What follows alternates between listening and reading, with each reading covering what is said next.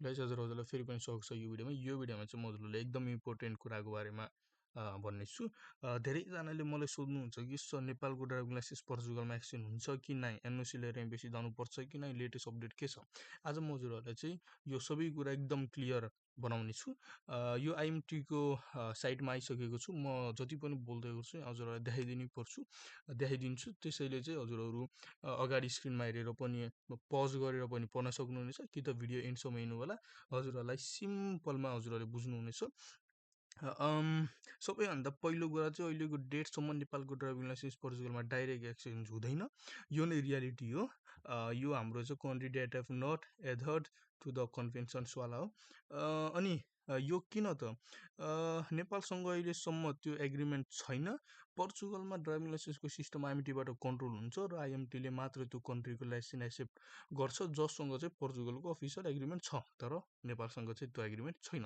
अब धेरैजनाले यो मिस्टेक गर्नुहुन्छ कि एनओसी लेटर लिएर लाइसेन्स ट्रान्सलेट गरेर एम्बेसी जानुभयो भने एक्सचेन्ज हुन्छ भनेर सोच्नुहुन्छ।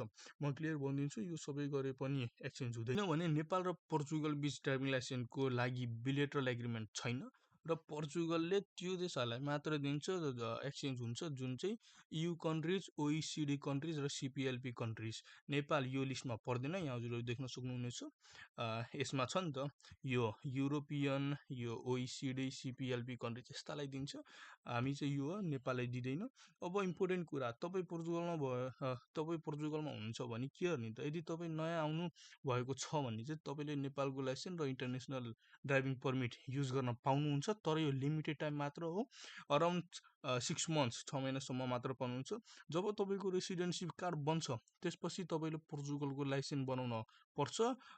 हजुर हो, सुरुदेखि नै यो प्रोसेसमा ड्राइभिङ स्कुल जोइन गर्ने, थियोरी इक्जाम दिने र प्र्याक्टिकल इक्जाम पास गर्ने हो। अब सबैभन्दा इम्पोर्टेन्ट अपडेट, रिसेन्टली नेपालको एम्बेसी र पोर्चुगलको आइएमटी बिच मिटिङ भएको छ।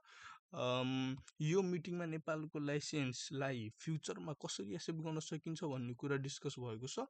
यो एकदम पोजिटिभ सिग्नल हो, तर अहिलेसम्म कुनै अफिसियल डिसिजन आएको छैन, कुनै ल पास भएको छैन र एक्सचेन्ज सिस्टम स्टार्ट भएको छैन। कतिजनाले सोसियल मिडियामा भन्नुहुन्छ कि अब एक्सचेन्ज हुन्छ, इक्जाम दिनु पर्दैन। यो सबै कुरा अहिलेको लागि चाहिँ रङ हो है त। अब फ्युचरको कुरा, यदि नेपाल र पोर्चुगल बिच एग्रिमेन्ट भयो भने चाहिँ एक्सचेन्ज पोसिबल हुन्छ, इक्जाम दिनु पर्दैन।